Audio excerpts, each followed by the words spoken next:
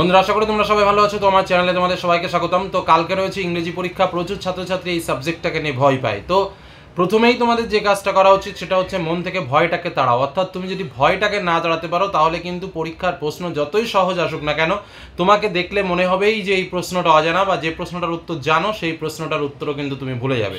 যার জন্য ভালো নম্বর পাওয়ার জন্য তুমি যেটা পড়েছো, অনেক পড়েছো, যেটুকু পড়েছো যথেষ্ট পড়েছো। এবার প্রথম কাজ যেটা, ভয় তাড়িয়ে ফেলো। দ্বিতীয় কাজ যেটা, তোমার মনে, তুমি যদি একটু দুর্বল ছাত্রছাত্রী হও, মনের মধ্যে তোমার একটা প্রশ্ন আসবে যে আমি হয়তো ফেল করে যেতে পারি। এই বিষয়টা মাথা থেকে বের করে দাও। একদম ভেবে নাও যে তুমি ফেল করার তো কোনো প্রশ্নই তোমার ভেতরে নেই। কারণ geography question and answer fail করা নিয়ে যে ভিডিও তোমাদের সামনে শেয়ার করেছে, সেটা যদি কেউ দেখে, ফেল করার ভাবনা চিন্তা তার মাথা থেকে বাইরে বেরিয়ে যাবে। এবং সেখানে টিপসও দেওয়া আছে, যদি কেউ একটা অক্ষরও কেউ না পড়ে তাও কিন্তু সে ইংরেজিতে পাস করতে পারে। সে যদি ইংরেজি রিডিং নাও পড়তে জানে, সেও কিন্তু ইংরেজি পাস করতে পারবে। কোন টিপসে, সেটা আমি এর আগের ভিডিওতে বলেছি, অতএব সেটা নতুন করে বলার কারণ নেই। অর্থাৎ আমাদের যেটা টার্গেট করা উচিত, আমরা কিভাবে ভালো মার্কস পাবো, এই টার্গেটটা করো। 3 নম্বর বিষয় যেটা, আমাদের নম্বর পাওয়ার শর্টকাট জায়গা কোনগুলো, সেই জায়গাগুলোকে আগে একটু বলে নিই। আমাদের শর্টকাট জায়গা যেটা রয়েছে সেটা হচ্ছে ভার্স, যেখান থেকে কিন্তু আমরা একদম ইজিলি খুব কম পরিমাণ পড়ে আমরা 10 মার্ক খুব তাড়াতাড়ি সংগ্রহ করতে পারি। কারণ যে পার্টটুকু রয়েছে সেই পার্টটুকু যদি শুধু আমার মাথায় থাকে, সেই লাইনগুলো যদি আমার একটু মনে থাকে, সেই শব্দগুলো যদি আমার একটু মনে থাকে, তাহলেই কিন্তু আমি ওই প্রশ্নগুলোর উত্তর করতে পারবো এবং সব থেকে কম পড়ে ওই 10-এর মধ্যে 10 কিন্তু আমি পেতে পারি। নেক্সট যে নম্বর তোলার যে জায়গাটা রয়েছে সেটা হচ্ছে আনসিন প্যাসেজ। আনসিন প্যাসেজটা কিন্তু খুব বেশি বড় হয় না, সেটাকে পড়তে হবে এবং সেই প্যাসেজের উত্তর, প্রশ্ন যেটা রয়েছে সেই প্রশ্নের উত্তর কিন্তু ওই প্যাসেজের ভিতরেই দেওয়া থাকবে। অতএব প্রশ্নটা ধরে যদি আমি একটু প্যাসেজের মধ্যে সার্চ করি যে কোথায় ওই লাইনটার বিষয়বস্তুটা লুকিয়ে আছে, তাহলেই কিন্তু সেই লাইনেই বা তার আগে বা পরের লাইনের ভেতরেই কিন্তু আমি আমার উত্তরটা খুঁজে পেয়ে যাব। একটু সময় সাপেক্ষ ব্যাপার, কিন্তু ধৈর্যশীলতার পরীক্ষা এটা। একটু ধৈর্য দিয়ে তুমি যদি আনসিনের জায়গাটা লক্ষ্য করতে পারো, তাহলে কিন্তু তুমি ওই 10-এর মধ্যে কিন্তু 10 পাওয়ার টার্গেট করতেই পারো। অর্থাৎ সেটা কিন্তু যে খুব টাফ বিষয় সেটা কিন্তু নয়, এটা কিন্তু মাথায় রাখতে হবে এবং যেখান থেকে তুমি ভালো একটা নম্বর ইজিলি পেতে পারো। ব্যাকরণ এবং এররের যে সাইডটা রয়েছে, এটা দেখো, অকারণে যারা সারা বছর ব্যাকরণ প্র্যাকটিস করনি তারা এটা থেকে দূরে থাকবে। কেন বলছি কথাটা? অকারণে এটা নিয়ে মাথা ঘামিয়ে সময় নষ্ট করে অকারণে ক্ষতি করার চেষ্টা করবে না। যারা সারা বছর প্র্যাকটিস করেছো তারা তো কোনো ব্যাপারই না, তাদের কাছে ব্যাকরণ জল ভাত। কিন্তু যারা প্র্যাকটিস করনি, ব্যাকরণ শেখোয়নি একদমই, তাদের আমি বলবো যে এই ব্যাকরণের জন্য বসে না থেকে সোজাসুজি আনসিনের দিকে কনসেন্ট্রেট করো। থিওরি পার্টের যে 25 মার্কের প্রশ্ন রয়েছে সেই দিকটাকে কনসেন্ট্রেট করো। দেখো সেখান থেকে 35 মার্ক কীভাবে তোলা যায় সে বিষয়টা নিয়ে ভাবো, দেখবে আরও অনেক অনেক বেশি ডেভেলপ হবে এবং অনেক অনেক নম্বর কিন্তু উঠবে। নেক্সট কথা যেটা বলবো, আমি প্রত্যেকটা কথা বলছি খুব সাবধানে বোঝার চেষ্টা করবে এবং পরীক্ষায় কিন্তু এই কাজগুলো অবশ্যই করবে, তাহলে দেখবে যে অটোমেটিক্যালি নম্বর। তাহলে প্রথম কি বললাম? আনসিন পার্টটাকে গুরুত্ব দিতে। নেক্সট আমি যে পার্টটা বললাম সেটা হচ্ছে ভার্সের যে পার্টটা আছে সেই পার্টটা ভালো করে পড়তে। নেক্সট আমি আরেকটা বিষয় বললাম যে পাঠ্য বইয়ে যে পরিমাণ প্রশ্ন রয়েছে বা প্রত্যেকটা লাইন যদি খুঁটিয়ে না পড়তে পারো, অন্তত পক্ষে একটা গভীর টিপস দিচ্ছি তোমাদের সামনে। তোমাদের প্রত্যেকের কাছে ইংরেজি সহায়িকা বই আছে, সেই সহায়িকাতে দেখবে প্যাসেজগুলোর বাংলা আছে।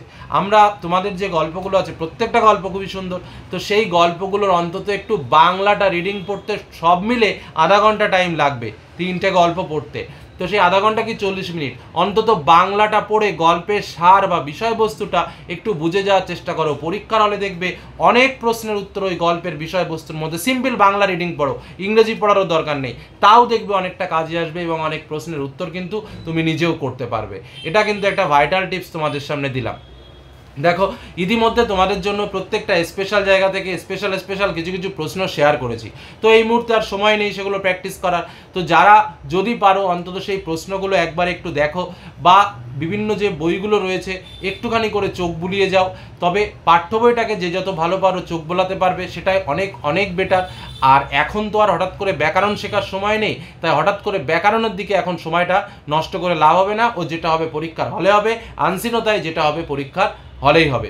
তাহলে কি বললাম, প্রথম কাজটা কি, পাঠ্য বই আমাদের যে 25টি মার্কস আছে সেদিকে নজরদারি দেওয়া, পাঠ্য বইয়ের উৎসগুলো একটু ভালো করে মনে রাখা, রাইটারের নামগুলো একটু ভালো করে মনে রাখা, বা কোথা থেকে নেওয়া হয়েছে সেই পার্টটা একটু ভালো করে মনে রাখা, তার যে সিস্টেম ওয়াইজ যে কোন কোন অংশ থেকে আমাদের কে কি বলছে সেই পার্টটা একটু মনে রাখা, কিছু কিছু লাইনগুলোকে মনে রাখা, এই বিষয়টা কিন্তু তোমাকে করতে হবে। এবং এই জায়গাগুলো থেকেই কিন্তু পরীক্ষাতে প্রশ্ন আসে।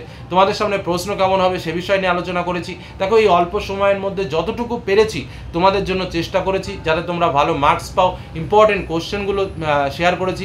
তোমাদের এই মুহূর্তে যেটা কাজ হবে সেটা হচ্ছে ভার্সগুলোর উপরে বেশি গুরুত্ব দেওয়া, তারপরে ড্রামাটা আছে সেটাকেও একটু দেখতে পারো, যদিও সাইজ তার একটু বড়। আর যেটা প্রোজগুলো রয়েছে, প্রোজগুলো খুবই সহজ, অন্তত পক্ষে একবার যদি ইংরেজি রিডিং নাও দিতে পারো, অন্তত বাংলাটা কিন্তু 2-1 বার রিডিং দিও, কারণ প্রশ্ন দেখে বুঝে যাবে যে উত্তরটা কি হবে। এটা গেল হচ্ছে বেসিক মেথড, এটা গেল হচ্ছে আমার প্রথম কাজ, অর্থাৎ পড়াশোনা করে আমি আমার উত্তরটা করতে পারবো। এবার কোনো কারণবশত পরীক্ষার হলে আমি চলে গেলাম, ওএমআর শিট ফিল আপ করলাম, ফিল আপ করার পরেও আমি উত্তর করার চেষ্টা করলাম, আমি যতগুলো উত্তর পারলাম আমি ততগুলো করলাম, করার পরে আমি দেখতে পাচ্ছি 10টা বা 5টা প্রশ্নের উত্তর আমি করতে পারিনি, সেগুলো ব্ল্যাঙ্ক রয়ে গেছে। ব্ল্যাঙ্ক তো রাখা যাবে না, সবগুলো ফিল আপ করতে হবে, কারণ যাই হোক যেটা আসে সেটাই লাভ। তবে সেক্ষেত্রে আমি তোমাদের বলি, কোনোটার এ দাগ, কোনোটার বি দাগ, কোনোটার সি দাগ, এভাবে করার কোনো দরকার নেই, অকারণে কী হয়ে যাবে, বেশি ভুল হয়ে যাবে। ওর থেকে সবগুলো এ বা সবগুলো বি বা সবগুলো সি দিলে অনেক অনেক বেটার হয়। হ্যাঁ, তবে যদি তুমি নিশ্চিত থাকতে পারো বা একটু হালকা কনফিউশন আছে, এটাকে বলা অ্যাভয়েড প্রসেস আছে, এমসিকিউ করার একটা স্টেপ আছে, যেটা আমি তোমাদের আগে বিভিন্ন ক্ষেত্রে শিখিয়েছি, যে প্রথমে 4টে এমসিকিউর অপশানকে ধরো, তার মধ্যে দুটোকে অমিট করে দাও, যে না এ দুটো হবেই না, তাহলে স্বাভাবিকভাবে সে দুটোকে বাদ দিয়ে দাও, আর যে দুটো থাকে সেই দুটোর মধ্যে গেস করে যে কোনো একটা 50-50% যাকে বলা হয়, সেক্ষেত্রে লটারি লাগাও, দেখা গেল যে একটাতে বেড়ে গেল, তো এটা একটা পার্সেন্টেজ। কিন্তু যদি তোমার মাথায় সেই সময়টুকু না থাকে বা সেই ভাবনাটুকুও যদি তোমার না আসে, তাহলে যে কোনো একটাকে টার্গেট রেখে দাগানোটা কিন্তু অনেক অনেক বেটার হবে, এটুকু তোমাদের বলে রাখলাম।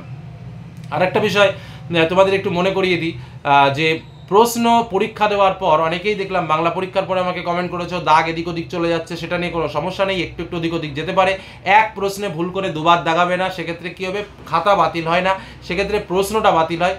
আর আরেকটা কথা বলি, যিনি ইনভিজিলেটর থাকবেন তিনি কিন্তু রোল নম্বর, রেজিস্ট্রেশন নম্বর ঠিকঠাকভাবেই ফিল আপ করা দেখে নেবেন, তবুও তোমরা যাতে কোনোরকমভাবে ভুল না করো সেদিকে কিন্তু লক্ষ্য রাখবে। আর ঠিক আগের দিনের মতনই রেজিস্ট্রেশন, অ্যাডমিট কার্ড সবাই ঠিকঠাকভাবে গুছিয়ে নিয়ে পরীক্ষার হলে যাবে, কারণ এগুলো ছাড়া কিন্তু পরীক্ষা অসম্পূর্ণ হয়ে যাবে বা পরীক্ষা হলে সমস্যার সৃষ্টি হবে। আর পেন স্বাভাবিকভাবে তোমরা তো দেখেইছো, বা এর আগের দিন যে ফিল আপ করেছো ওএমআর শিট, সেক্ষেত্রে তোমাদের অনেকটা অভিজ্ঞতা হয়েছে, সেম অভিজ্ঞতা নিয়ে তোমরা কাজ চালিয়ে যাবে। আর দুষ্টু ছেলে মেয়ে যারা রয়েছে, কিছু দুষ্টু বুদ্ধি করতে থাকো, সেই ধরনের বুদ্ধি করার চেষ্টা করবে না, কারণ যে কোনো মুহূর্তে হিতে বিপরীত করতে পারে, কোনো রকম ডিজিটাল সার্কিট ক্লাসে নিয়ে ঢুকবে না। এগুলো কিন্তু মাথায় রেখে ভালোভাবে পরীক্ষা দাও, সুন্দরভাবে পরীক্ষা দাও, সকলের ভালো পরীক্ষা হোক, এটুকুই আশা রাখবো। এবং আমার আশা যে তোমরা সবাই ইজিলি পাস করবে, ফেল বলে কিছু উচ্চ মাধ্যমিক 3rd সেমিস্টারে থাকবে না, এটা আমার বিশ্বাস, অন্তত যারা আমার ওই আলোচনাটা শুনেছে। এটুকু বলে শেষ করলাম। ভালো থেকো, সুস্থ থেকো, সাবধানে থেকো, ভালো নম্বর পাও, ভালো রেজাল্ট করো। ধন্যবাদ।